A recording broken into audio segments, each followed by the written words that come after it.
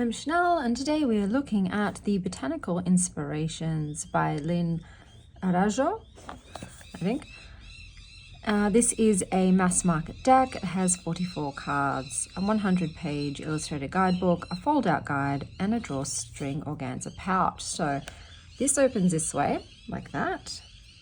And then you've got the book. And then you've got the free organza pouch that comes with it. That's the inside of the box. So this is the fold out. So it's just got a quick couple of keywords for some flowers. This is the guidebook. Apologies if the birds are a bit loud. They're singing today. So it's black and white.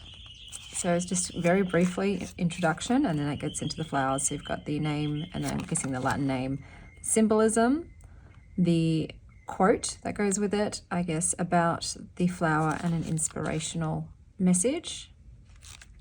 So it goes like that. I'll just check to see if there's anything at the end. Okay, so here we've got a 3-card fleur-de-lis reading, which is nice and themed, and then there's a sample reading there, and then a past, present, future sample reading. So that is the guidebook. So these are the cards here we have about the illustrator. These are the backs of the cards, so it's got the title there. The cardstock is a satin closer. It's more glossy than matte, and it's quite thin. But let's take a look at the cards.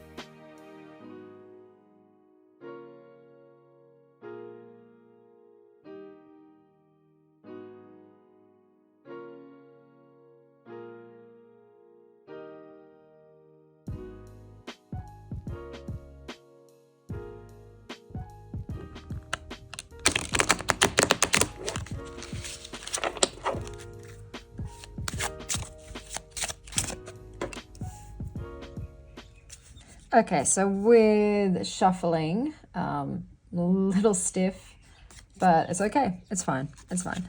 So here we've got the trumpet gentian. I'm just going to check this to see if there's anything on here. It just says power and healing. So you don't even need to, I don't know what that's for, to be honest, when the keywords are also on the cards.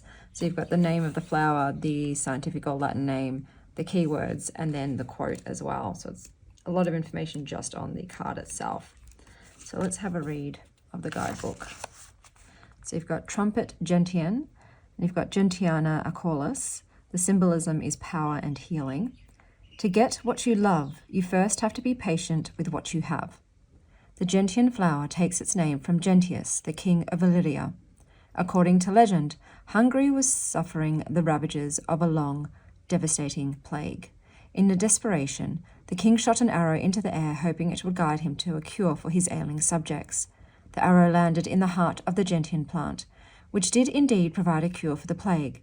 Today, the gentian plant, which grows in alpine mountain areas, is still valued for its medicinal properties as well as its attractiveness. It takes several years for the plants to reach maturity. Thus, the small but sturdy flower is associated with the extended process of healing. Inspirational message. In your desire to heal and grow, summon your strength, not through will, but in patient acceptance of the process that is required to bring true recovery. So I will now go to my review section. Okay, so now let's get to my review portion. I really don't know what the point of this fold out is when the cards have everything you need on there. I don't love the box, I will say that, but they do give you this little organza bag, which is very cute. Now, the guidebook. So the guidebook's okay. I don't love the messages. It's, I don't know, it's a bit lacking. With oracle decks, I prefer to get a lot from a guidebook.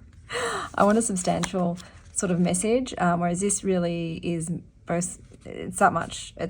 And you've got the keywords there, so the symbolism. Yeah, it's okay, but it didn't wow me. It's okay. So the backs, I don't like these at all, guys. I don't normally like it when they put the title of the deck on the backs, personally. Obviously, they're not reversible. Yeah, I think I would have much preferred it if it's pretty basic with the green and the flowers, but I would have much preferred it if it didn't have something on the back, personally. The cardstock is fine. You know, it shuffles fine. It's slippery. It's okay for a mass market deck. So I'll show you what I paired it with before I talk more about my opinions. So I paired it with the Alchemist's Garden Tarot. Put that over here on that side. And I paired it with the Green Witch Oracle because they all have a very plant-like sort of vibe, you know, plants and vintage kind of look. So those were the pairings that I used with this deck. So let's talk about it. In terms of the artwork, it's okay. I don't love it. It doesn't really speak to me. Normally, I really enjoy the kind of old school botanical journal type illustrations. I really vibe with that. And I do have a lot of decks that have that similar illustration style. But I don't know, something about, I guess because it's so text heavy, I really feel like it didn't need the Latin name on the cards, you know. I feel like it probably also didn't need the quote on the cards. I guess though they've done that, so if you do lose the guidebook, you can still use the card without the book, but it just makes the cards not very aesthetically pleasing for me. So I didn't love them. The yellowed paper kind of looks, I don't know, this looks aged. I like the background of this one. This yellow background I don't really like, personally. It just makes it look a bit cloudy and muddy. And yeah, I don't love it. There's also an issue with the two flowers of violets and the pansies. So with pansies, I believe you have more petals facing upright and with violets more facing down. there is like an actual thing. I can't remember if that's a thing, but there is a difference in the way they look. Whereas in this deck, they have literally drawn pansies and violets exactly the same with 4 petals up and 1 petal down. So I know that's not right. There's some difference there, but yeah, I was like, okay, that's identical. So I'll keep that aside so when we see it, I will compare it. The way it reads, it's fine, but I just didn't get any sort of profound readings with it. It's nothing really memorable. It's a very gentle energy, this deck, which is fine. I like decks that have gentle energy, but it was just kind of meek and mild. And because I have so many decks, any new additions kind of have to stand out for me to want to keep them, you know? So I didn't love the readings I had with it. I did think that these all 3 decks did very much pair well together. There is obviously that nature energy that ties them together, the floral and the botanical and, you know, all that jazz. So I did think that together they had sort of complete readings, but as a single card spread, I wouldn't love using this. It's definitely something to add to a spread with other cards rather than alone. Okay, so let's have a look. Maybe I was wrong. Okay, so some of them, as you can see, they've done the same thing where there's 4 petals pointing up and 1 petal pointing down. I'm just going to find out what the difference is so I can clarify. Okay, so yes, I was right. So pansies have 4 petals facing up and 1 down, whereas violets have 2 petals facing up, just 2, and 3 facing down. Whereas I don't really get that from this. Does anyone else see? I feel like they look identical. So I might just put some picture of a violet and a pansy together so you can see. But yeah, these kind of look the same. So that was unfortunate. But yeah, am I going to keep this deck? I don't think so. It's mass market, so you know it's not that expensive, which is good. I haven't lost, you know, a lot of my coin trying it out. I did just want to try it out because I do love botanical themed decks. Nature themed decks are literally like my favorite ever. So I thought, why not give it a go? Because I've seen a lot of people using it on YouTube, so I thought I'd just try it out. But I don't think it's for me. It's just not giving me a lot. Like, I do love the breadth of flowers that they've used, so that was really cool. But I don't know, I just don't love it as a whole. So I will do a reading so you can see how they all read together, and I'll read from the guidebook again, so to give you a refresher. But yeah, there wasn't anything that stood out. Like illustration wise, I wasn't captivated by the illustrations. And like I said, I just find the layout of the card face really messy, like really crowded, not messy, but like overly crowded. And I think it needed some breathing space to sort of bring the most out of the more simple, muted artwork. But let's have a look at a reading. Okay, so here we have apple blossoms. And the keywords are choices, knowledge, and illumination. And it says, white are the flowers of apple tree that brings us fruits of fertility. The apple itself is an eternal symbol of abundance, prosperity, and generosity. To the ancient Celts, the apple blossom was a sign of fertility and was offered as a gift of love. In the language of flowers, which is very much the language of lovers, the apple blossom designated preference, the lady's choice of one suitor over another. The apple tree and its blossoms also represent gateways to other worlds of knowledge, illumination, and magic. It opens up our awareness as always having choices.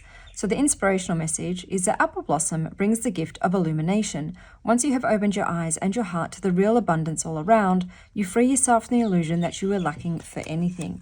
So with this one, it has paired with, you've got Pansies, Attraction. I always have to read from this book because it's always sometimes a bit odd. It doesn't always tie in to attraction. But this says that people are being pulled into your life who align well with you. Romance is on the agenda, but also building community and friendship circles, possibly where learning takes place. It says, allow things to happen naturally and don't overthink. So with my readings, when I use a new deck, I make that deck the sort of signpost or the anchor of the reading. So I'll apply attracting other people into my life based on the current knowledge and illumination that is going on in my life. So maybe I'm making some realizations and looking at what I need, looking at what I need currently in my life, and therefore I will attract people that align with my current thought process. And then it's paired with the Magician card, and they've put magic mushrooms, psilocybin mushrooms, which I love, which is also, for me, symbolic of awakening, of a change in perception, of insights that I didn't have before, and perhaps of like soul awakening. So this could be that I'm attracting a soul tribe based on the current changes in my thought patterns and beliefs and perceptions about the world. It's also like engaging sort of mind, body, and spirit all together. And like there's also a theme for me in this, maybe about study, maybe about attracting people in who align with what my interests are. So where my talents and skills lie and what I'm spending my time on, perhaps also my like creative outlets. So I'll be finding, like-minded souls who align with what I'm doing, and we can share in that together. So that's how I did that reading. So like I said, it's a fine reading. I've applied the general message to myself, but I know I've personalized that reading, but I meant to do it as a general reading and I've ended up personalizing it. Because I'm just so used to reading for myself. But sometimes too, I might look for similarities in colors, if there's some sort of color that really stands out to me, but there isn't in this case, or like there might be the elemental symbols on here. I'm like, does that correlate? But for this one, I'm just basing it on the themes, and I do think that they, like I said, tie in together and I get the message. But I just don't think I'm going to be called to use it. I might bring it out if I need something that is a similar aesthetic to this. But otherwise, for me, the most telling thing is, am I really excited to use it today? Or am I like, oh, I kind of want to play with a different deck? New decks should take up all of my attention because they're novel and they're, uncharted territories. I should be wanting to use them every day. But if after a couple of days I'm like, I want to kind of play with a different deck, and that was the case with this. I did get another deck come in and I was like, I'd rather just play with this other new deck that's come in. So for me, I think I will be passing it on.